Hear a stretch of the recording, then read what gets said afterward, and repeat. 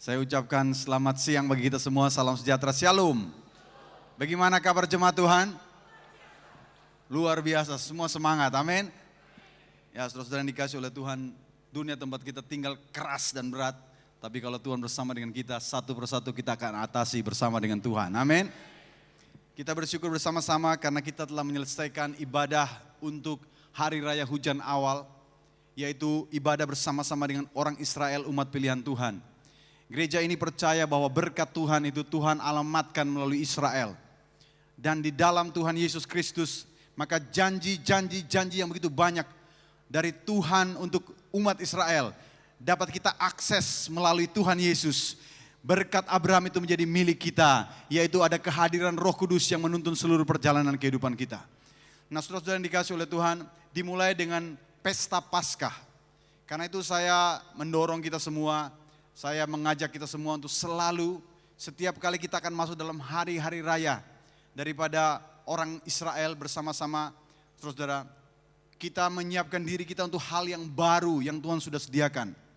Jadi saudara-saudara yang dikasih oleh Tuhan, setiap kali kita merayakan, Tuhan akan bawa kita naik ke sebuah level yang lebih tinggi lagi di dalam kasih karunia Tuhan. Nah, tahun ini kita mulai dengan Paskah, saudara-saudara, dan Paskah selalu bicara tentang permulaan yang baru. Katakan bersama-sama, permulaan yang baru. Iman Kristen itu bertumpu kepada peristiwa Paskah, yaitu waktu Tuhan Yesus menggenapi korban Paskah yang terjadi di Mesir. Ketika anak lembu yang harus disembelih dan darahnya dioleskan pada ambang pintu rumah-rumah orang Israel di tanah Mesir. Dan malam itu, maka ada malaikat pembinasa yang berkeliling dari satu sudut ke sudut yang lain. Dan bila tidak ada tanda darah di atas ambang pintu rumah, maka malaikat maut akan masuk dan membinasakan setiap yang sulung.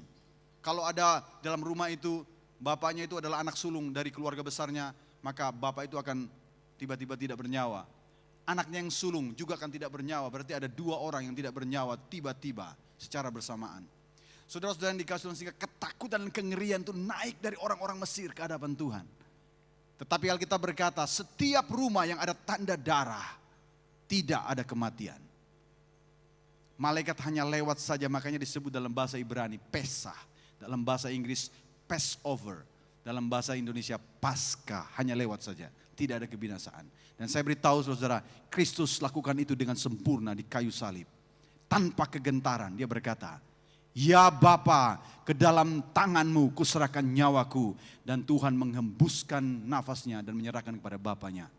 Lalu saudara Alkitab berkata, tirai bait suci tiba-tiba terbelah dari atas sampai ke bawah. Dan orang bisa melihat sesuatu yang ada di ruang Maha Kudus. Kenapa saudara-saudara? Karena Tuhan membuka jalan kepada dirinya melalui pengorbanan Kristus.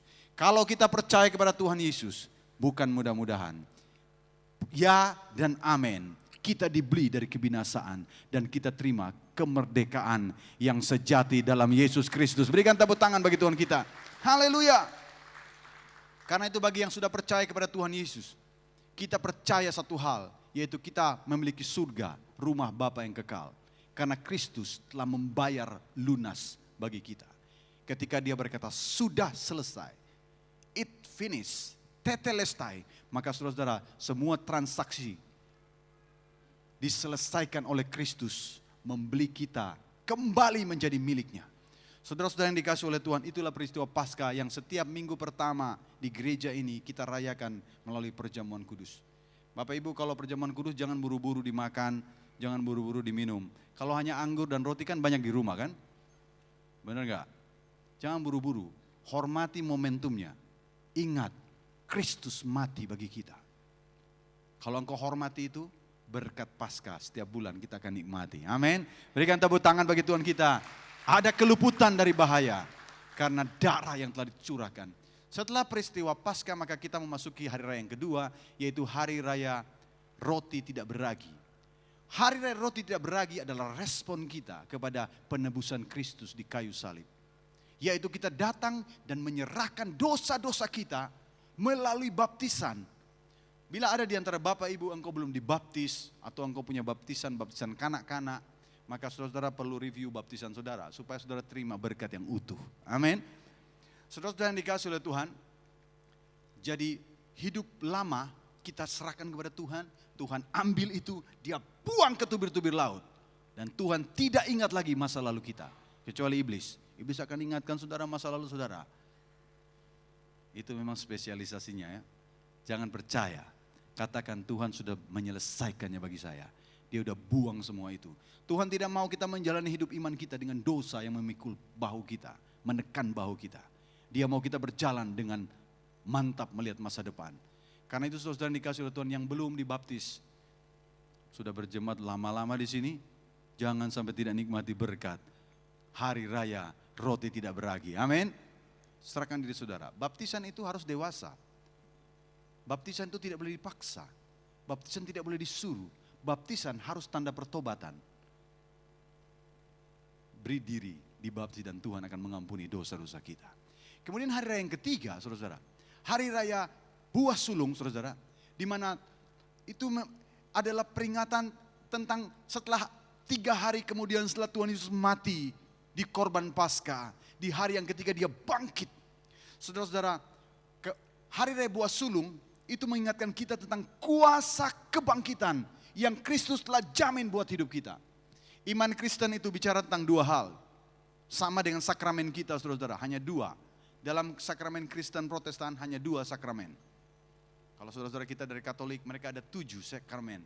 Kita 2 saja, saudara-saudara, yaitu baptisan air dan perjamuan kudus. Dan 2-2 ini bicara tentang 2 hal.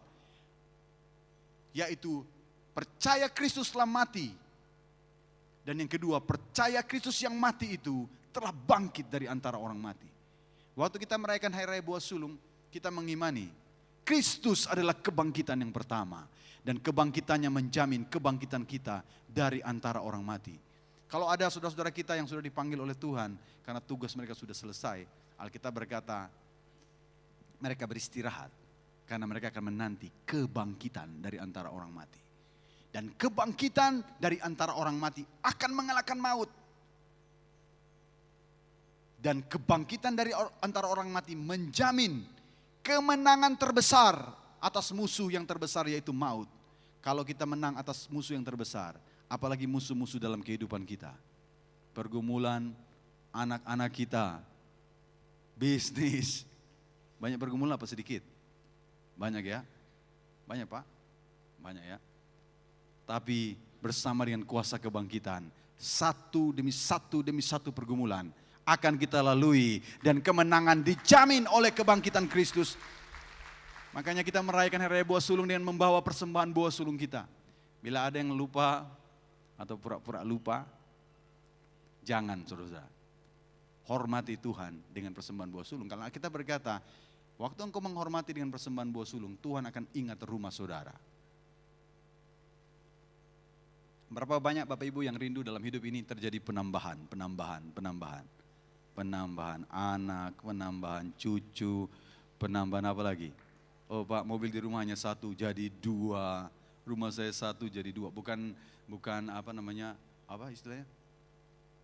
Serakah, bukan ya, karena anak saudara kan 2. Jadi kalau mereka besar, nah saudara-saudara, jadi penambahan itu Tuhan sediakan waktu kita menghormati Tuhan dengan persembahan buah sulung. Tuhan berkata, coba lihat tahun ini apakah aku tidak akan menambah sesuatu bagi hidupmu. Supaya tahun depan engkau akan bawa lagi persembahan buah sulungmu. Tanda engkau menghormati setiap penambahan yang Tuhan kerjakan. Saudara-saudara yang dikasih oleh Tuhan, kuasa kebangkitan itu bukan untuk nanti, tapi untuk hidup kita hari ini dalam perjalanan-perjalanan kita. Saudara-saudara, semua masalah bersama dengan kekuatan kasih karunia Tuhan, Tuhan akan tolong kita mengatasinya satu demi satu dengan kemenangan yang gilang gemilang. Sekali lagi berikan tepuk tangan bagi Tuhan kita. Haleluya. Kemudian saudara-saudara kita sampai ke puncaknya hari raya hujan awal, yaitu Pentakosta yang kita baru saja peringati beberapa minggu yang lalu. Saudara-saudara, memang di dalam kalender kita tidak ada tulisan hari raya Pentakosta. Tetapi kita diberikan momentum untuk mengingat hari kenaikan Tuhan Yesus ke surga. Tahun ini 18 Mei, saya masih ingat saudara. Dan saudara, 10 hari dari 18 itu adalah hari Minggu, itulah Minggu Pentakosta. Pentakosta adalah sebuah perayaan di mana hujan yang lebat itu turun buat kehidupan kita. Roh Kudus dicurahkan saudara, menjadi jaminan untuk setiap pertumbuhan di dalam kehidupan kita. Saudara-saudara yang dikasih oleh Tuhan, di dalam kitab Yakobus pasal yang kelima ayat yang ke-18. Yakobus pasal yang kelima ayat yang ke-18. Kita baca sama-sama. Dihapus lagi dan tulis yang baru. Itu kok ya. Baca sama-sama. 2, ya. Lalu ia berdoa pula dan langit menurunkan hujan dan bumi pun mengeluarkan buah. Kalau hujan turun, ada potensi menghasilkan buah dalam kehidupan. Ini adalah cerita tentang Nabi Elia ketika Israel menyimpang dari Tuhan. Dia berkata, mulai hari ini tidak akan ada hujan dan embun atas bumi ini sampai aku mengatakannya. Dan itu 3,5 tahun. Langit tertutup karena perkataan Nabi. Lalu Nabi berkata juga setelah 3,5 tahun dia berkata, langit terbuka. Dan Alkitab berkata, waktu dia berdoa, langit benar-benar terbuka dan hujan yang lebat itu turun. Dan karena hujan itu turun, maka ada kesempatan bumi mengeluarkan buah. Saya beritahu saudara, waktu Pentakosta terjadi, maka akan ada buah-buah kehidupan yang akan muncul dari kehidupan saya dan saudara. Yang percaya katakan amin. Kita sambut apa yang baru dari Tuhan dengan sukacita. Haleluya. Saudara-saudara, dan Pentakosta itu adalah puncak daripada semua perayaan hari hujan awal. Saudara, hujan awal. Dan Pentakosta ini merayakan tentang kehadiran Tuhan itu sendiri dalam hidup kita. Yaitu kehadiran daripada Roh Kudus. Dan saya mau beritahu pekerjaan Roh Kudus adalah mengerjakan pemulihan buat hidup kita. Mari kita baca Kisah Rasul pasal yang ketiga ayat yang ke-21. Kisah Rasul pasal yang ketiga ayat yang ke-21. Kita baca bersama. 2, ya. Kristus itu harus tinggal di surga sampai pemulihan segala sesuatu seperti yang difirmankan Allah dengan perantaraan nabi-nabinya yang kudus di zaman dahulu. Saudara-saudara, Tuhan Yesus naik ke surga. 18 Mei yang kita peringati. Saudara-saudara, saya bertanya, kenapa Tuhan harus naik ke surga? Mungkin Bapak Ibu juga bertanya seperti itu. Kan sudah bagus di bumi ini. Ada banyak orang sakit yang sembuh. Ada banyak orang mati yang dibangkitkan. Kenapa Tuhan harus pergi ke surga? Karena tujuan ini, Kristus harus tinggal di surga supaya terjadi pemulihan di bumi. Dan pemulihan itu terjadi menurut Injil Yohanes pasal yang ke-16 ayat yang ke-7. Sebelum Tuhan Yesus naik ke surga, dia sudah mengatakan ini lebih dulu. Yohanes 16 ayat yang ke-7. Kita baca 2, ya. Namun benar yang kukatakan ini kepadamu adalah lebih berguna bagi kamu jika aku pergi. Sebab jikalau aku tidak pergi, penghibur itu tidak akan datang kepadamu. Tetapi jika aku pergi, aku akan mengutus dia kepadamu. Kristus harus naik ke surga supaya penghibur dan penolong diutus Bapa bagi kita. Supaya kita tidak pernah sendiri lagi. Saudara, Tuhan tahu saya dan saudara bukan orang yang kuat.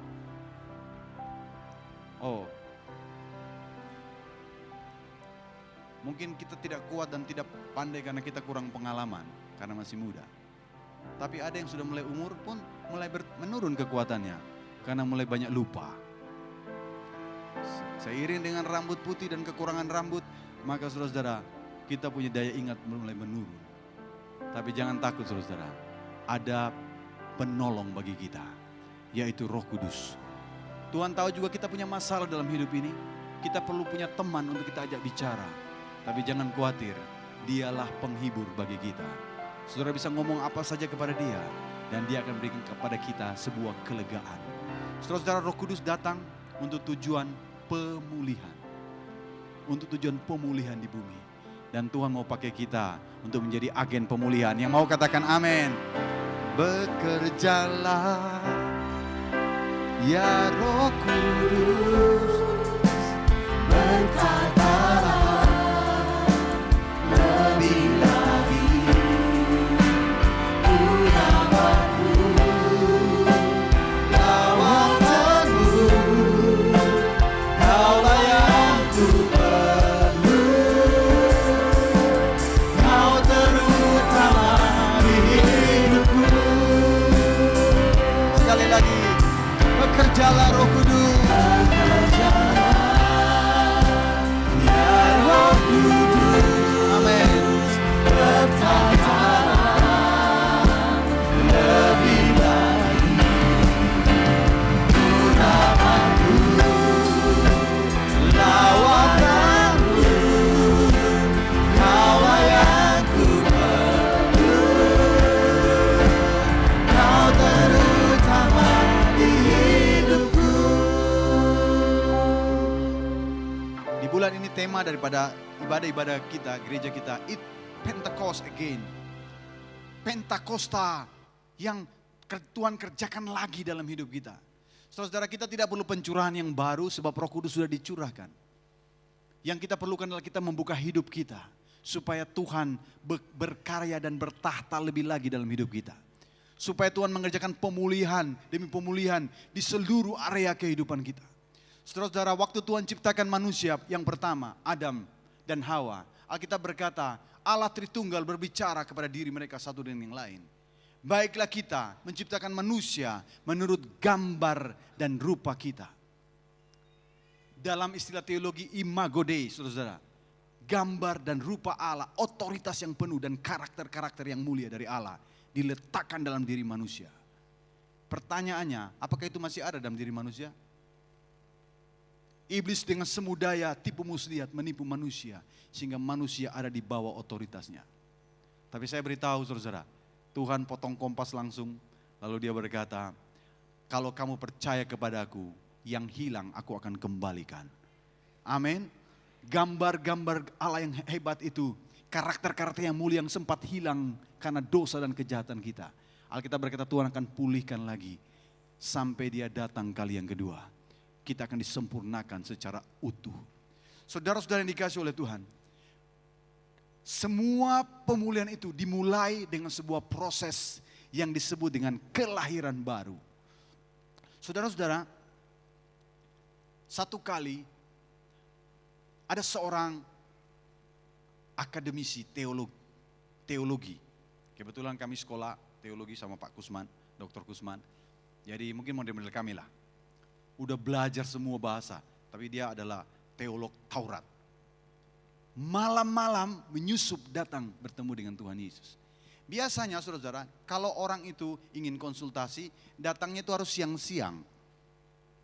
Apalagi kalau mau ketemu orang yang kita anggap lebih hebat dari kita.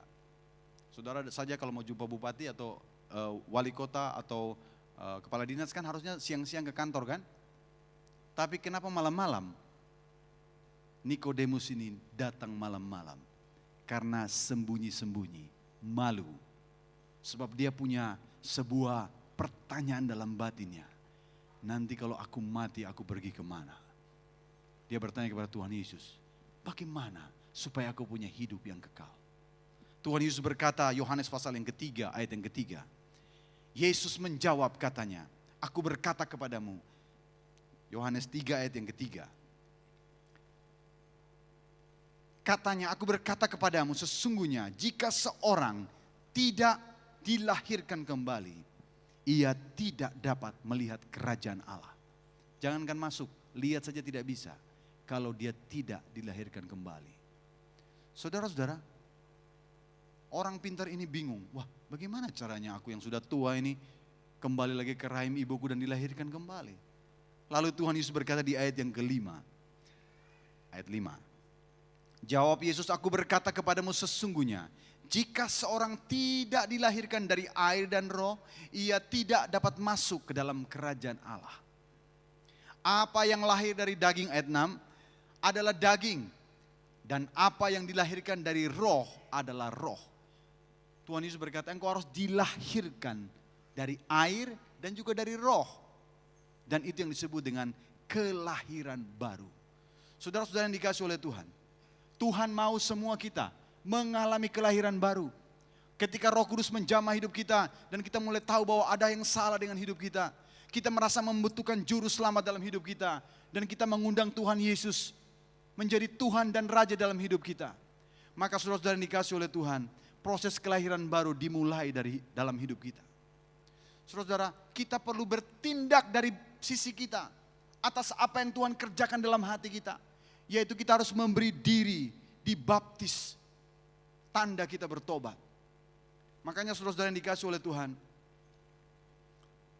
ketika Petrus berkhotbah, 3.000 orang dijamah hatinya oleh Roh Kudus. Mereka berkata, apa yang kami harus lakukan supaya kami terhindar dari murka Allah dan terima anugerah keselamatan. Kisah Rasul pasal yang kedua ayat yang ke-38. Jawab Petrus kepada mereka, bertobatlah dan hendaklah kamu masing-masing memberi dirimu dibaptis dalam nama Yesus Kristus untuk pengampunan dosamu, maka kamu akan menerima karunia Roh Kudus. Jadi baptisan itu harus yang pertama karena pertobatan. Amin. Jadi kalau sudah bertobat harus dibaptis. Itu baru baptisan yang benar. Kalau masih kecil dibaptis, saya tidak tahu itu baptisan yang mana. Saudara-saudara yang dikasih oleh Tuhan. Dan Tuhan berkata, setelah engkau bertobat dan engkau dibaptis, pengampunan dosa terjadi. Maka yang ketiga, kamu akan menerima karunia Roh Kudus. Saudara-saudara, saya percaya semua dari kita rindu Roh Kudus memenuhi kehidupan kita. Amin. Roh Kudus itu adalah hadiah terbesar dari Tuhan Yesus. Kalau Tuhan Yesus itu adalah hadiah terbesar dari Allah Bapa bagi dunia ini. Karena begitu besar kasih Allah akan dunia ini. Allah memberikan anak yang tunggal. Dan Tuhan Yesus berkata, adalah lebih guna saya pergi supaya aku mengutus Roh Kudus kepada kamu. Dan dia akan tinggal dalam kamu. Saudara-saudara, jangan tolak dan jangan biarkan anugerah daripada Tuhan Yesus melalui kehadiran Roh Kudus itu lewat begitu saja dari hidup kita. Izinkan, nikmati pemberian yang hebat ini untuk kehidupan saudara.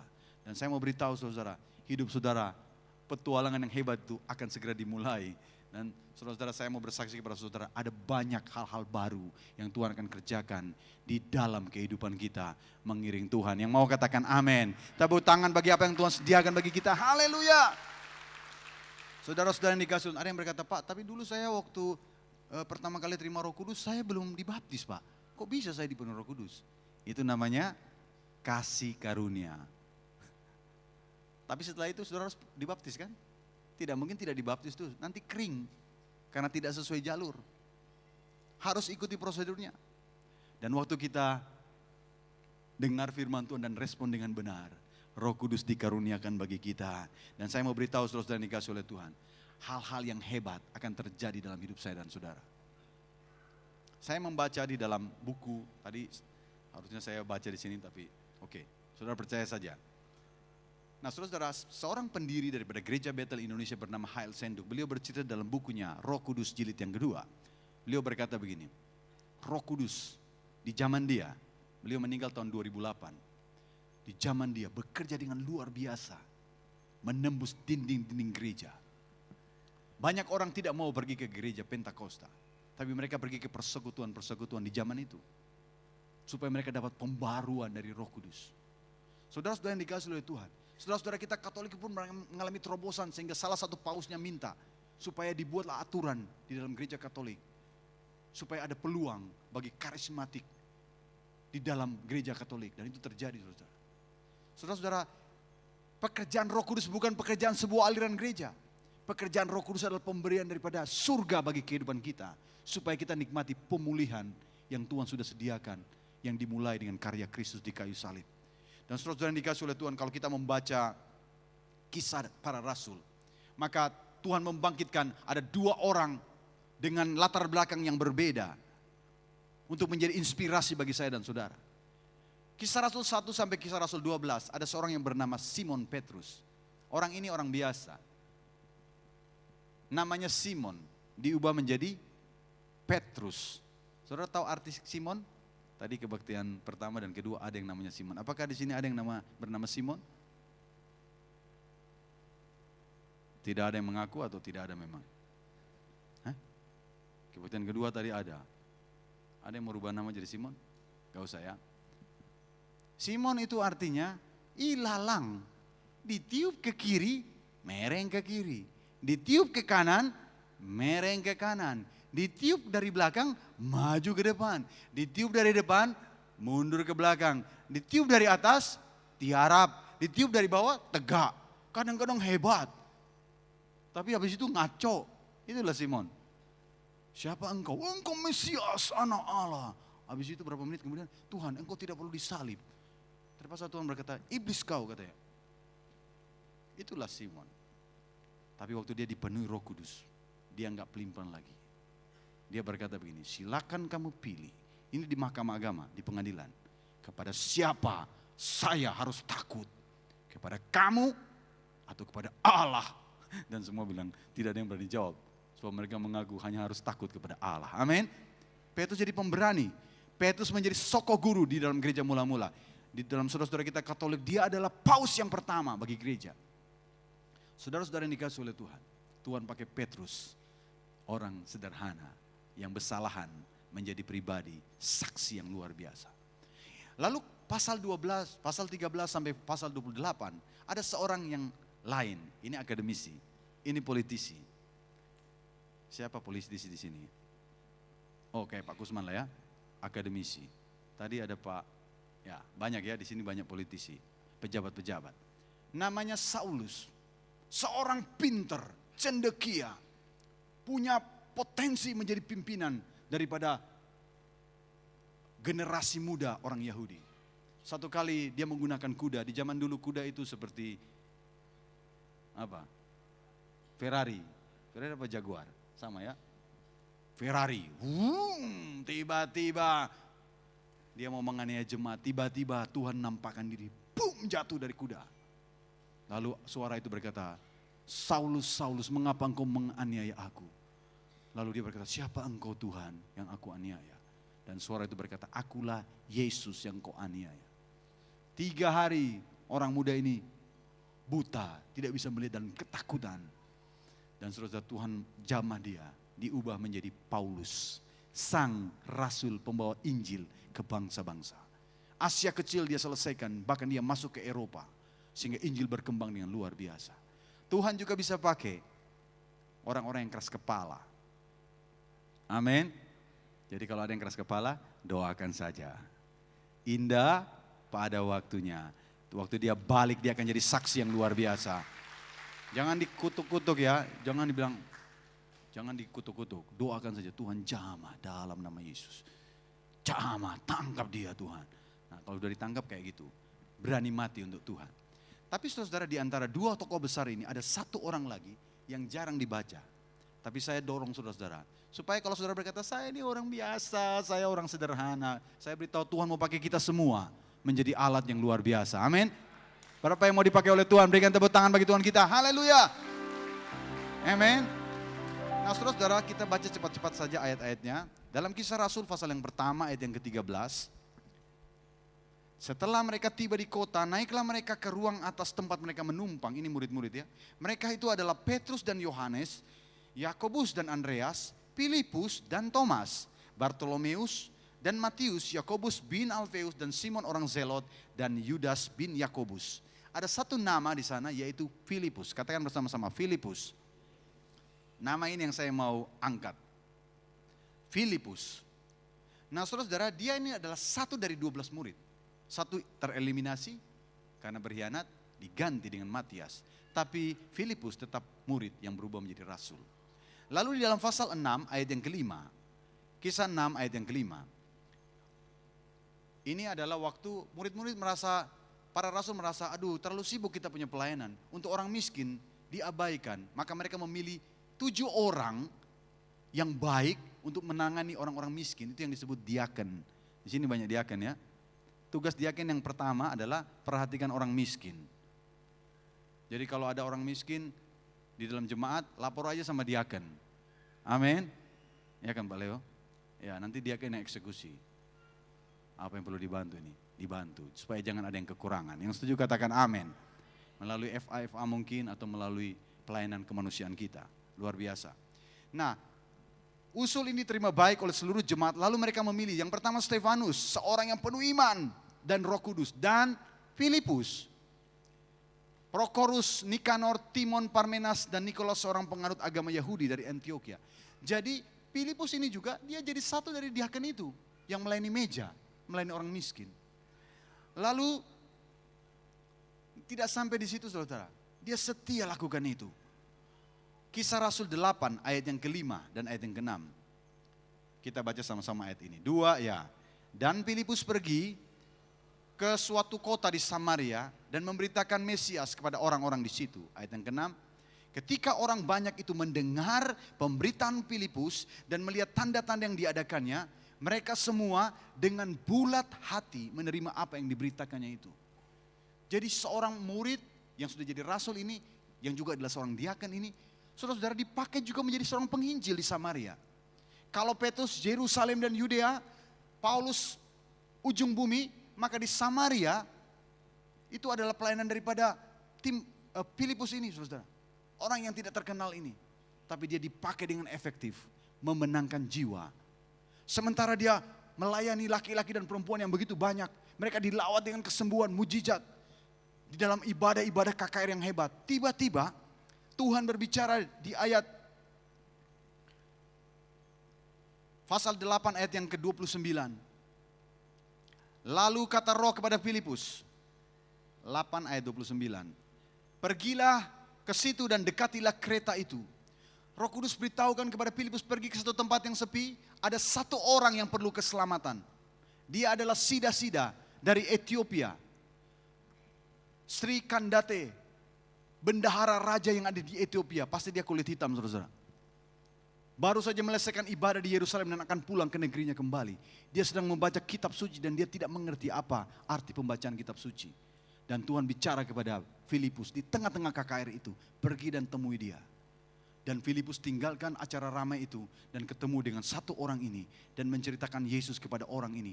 Dan singkat cerita, ketika ada genangan air, maka orang Sida-Sida ini di ayat yang ke-37,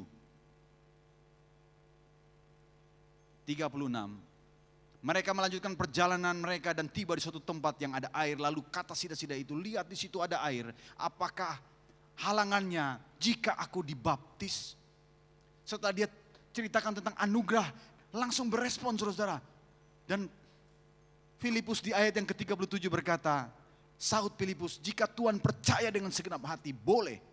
Jawabnya, aku percaya bahwa Yesus Kristus adalah anak Allah. Ayat 38, lalu orang Ethiopia itu menyuruh menghentikan kereta itu dan keduanya turun ke air, baik Filipus maupun Sida-Sida itu, dan Filipus membaptis dia. Saudara-saudara, satu orang diselamatkan, tapi saya beritahu saudara-saudara, satu orang ini kemudian mempengaruhi Afrika, sehingga hari ini Afrika banyak sekali di antara mereka yang telah menikmati Injil. Saudara-saudara yang dikasih oleh Tuhan, ini yang Tuhan sedang kerjakan dalam kehidupan kita. Tuhan mau tidak ada di antara kita yang tidak dipakai oleh karya Roh Kudus. Kalau saudara terbuka kepada karya Roh Kudus, Tuhan akan pulihkan hidup saudara. Yang mau katakan amin. Kalau Tuhan sudah pulihkan hidup saudara, ingat, pemulihan bukan milik saudara sendiri. Harus dibagikan kepada orang-orang yang kita kasihi. Satu orang percaya, Alkitab berkata, seluruh isi rumahnya akan diselamatkan. Tapi itu tidak otomatis. Ada orang, dia sudah percaya tapi keluarganya tidak ada satupun yang selamat. Kenapa? Tidak pernah cerita Injil kepada mereka. Kalau keluarganya sakit tidak pernah didoakan. Takut. Padahal Tuhan berkata, aku tidak beri kamu roh ketakutan.